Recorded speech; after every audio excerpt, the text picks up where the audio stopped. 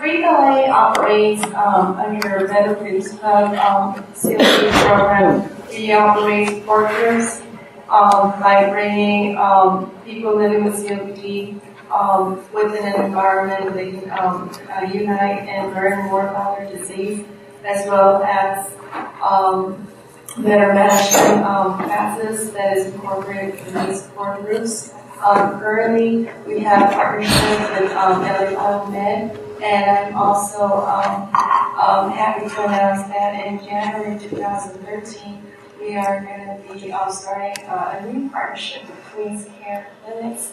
That's going to be another support group that's going to be servicing their inpatients for COPD management classes as well.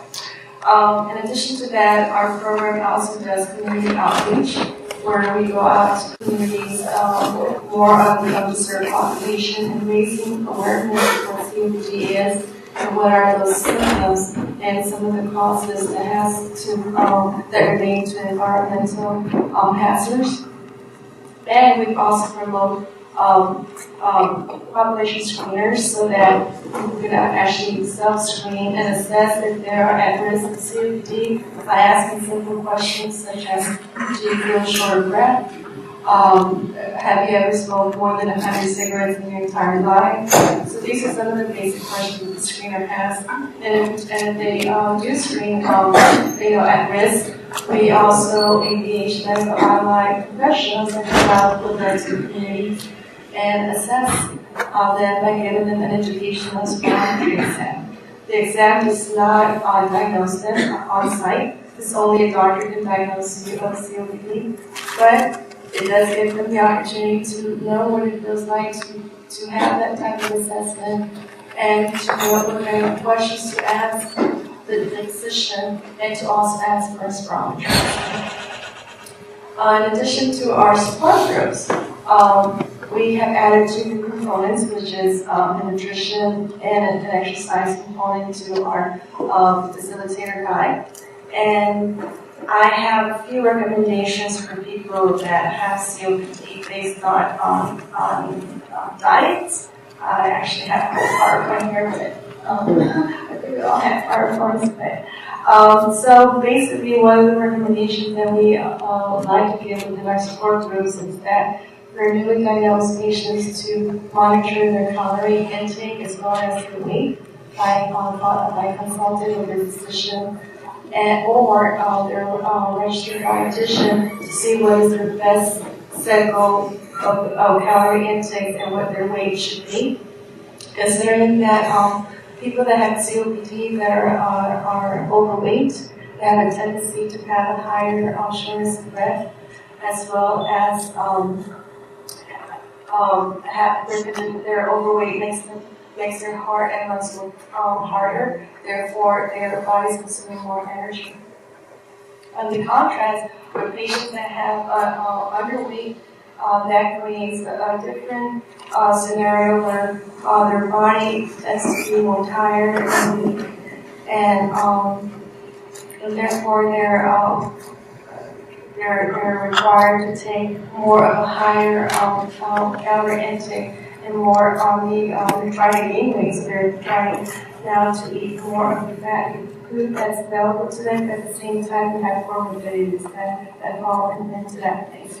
Another recommendation that I would like to share is that patients with COPD should also consume plenty of water, and that is advised, as we all know, that we should be drinking anywhere from 6 to 8 glasses of water. But people with COPD, it actually helps them to loosen their mucus and also makes their problem productive. Another recommendation is that while they're increasing their fluid intake, is that it should be less than caffeine beverages. It's known that some caffeine intake can also interfere with some of their medication treatment.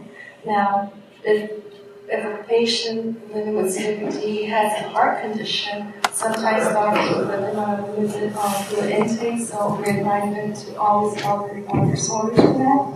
And also adding fiber to the diet is very essential.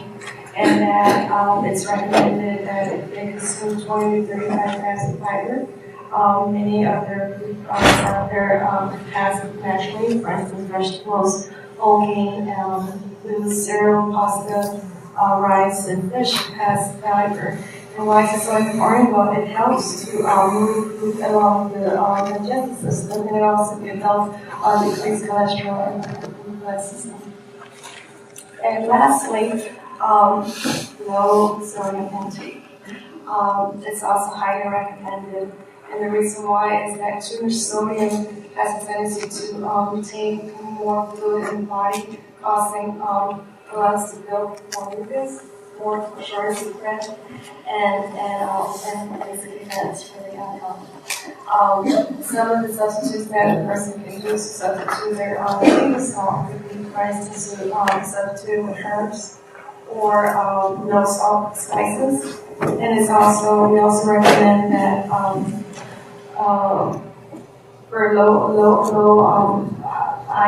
sodium intake to consume less than 300 milligrams of sodium per serving. This includes frozen and canned food. And last but not least, the last recommendation would be to, if a patient has been prescribed oxygen treatment, for them to wear the cannula during their meals. And the reason why is that